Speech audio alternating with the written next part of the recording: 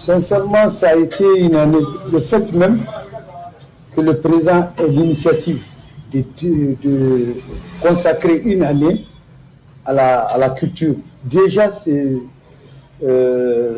cette action a créé en nous un engouement, a créé en nous une reconnaissance et a créé en nous que le président est en phase avec son pays.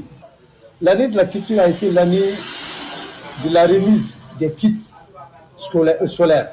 Le président de la République, à travers ses œuvres humanitaires, nous avons fait un projet au premier abord, nous avons proposé le projet en crédit. Mais le président a entendu ça, ses œuvres sociales ont pris le projet, ils ont tous ceux qui sont inscrits à travers les chambres de Kaya à Kidal, ils ont pris les inscriptions, les canevas, ils ont choisi 300 personnes. 300 personnes de Kaya à Kidal. Ce n'est pas des panneaux, c'est des kits. Il y a le panneau, il y a le convertisseur, tout ce qu'il faut. Si on évalue d'autres de 1 million, 1,5 million, ce n'est pas ça là-bas. Mais le fait de voir que l'artisanat souffre, le fait de voir que nous avons des difficultés à survivre avec les coupures et tout ça, nous donner 300 kits solaires de Kaya Kidal, sans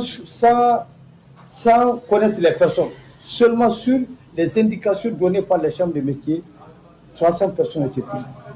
Et ces 300 personnes, ce qui est encore mieux, les chambres, ni la chambre, ni le ministère n'a rien à dire. Les œuvres sociales du président, c'est eux qui téléphonent à la personne qui est dans la liste proposée par la chambre. Ils viennent faire l'étude technique. Après, ils ramènent les panneaux. Après, ils donnent le courant. C'est la personne bénéficiaire qui nous appelle. Donc, vous voyez que tellement que c'est clair, tellement c'est net, il n'y a pas d'ambiguïté. Donc, ça a été quelque chose de très formidable. Le ministre de sa personne a été amorti dans le cadre du projet Sigida Nieta. Il a eu à donner de l'aide financière pour des artisans vulnérables. Puisque le centre a amorti, tout le monde sait que c'est Mopti Vie. Ils ont eu à donner des kits pour des potiers, ceux qui font la poterie, l'habillement, en tout cas des artisans. Cela aussi a été vraiment quelque chose de très, très important pour nous. Mais ce qui est encore marquant, vous savez, les hommes politiques, c'est des miroirs. C'est à travers nous qu'on se mire. Ce qu'ils font, nous, on le fait.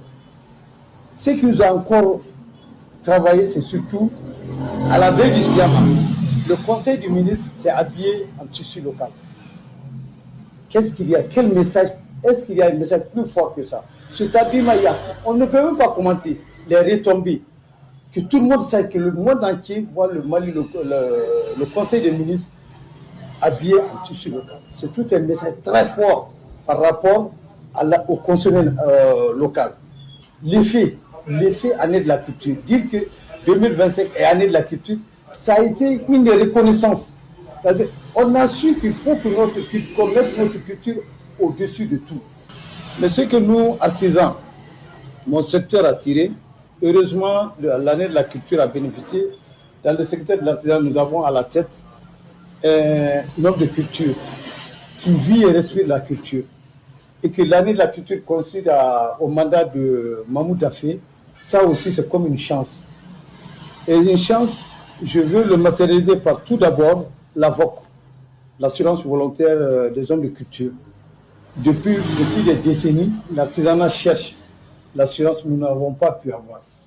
Bon, voyons Mamou, vivant et respirant la culture, il a songé aux artisans, il a songé aux hommes de la culture en créant une assurance spécifique pour l'homme de culture et de l'artisanat. Cela n'a pas de prix.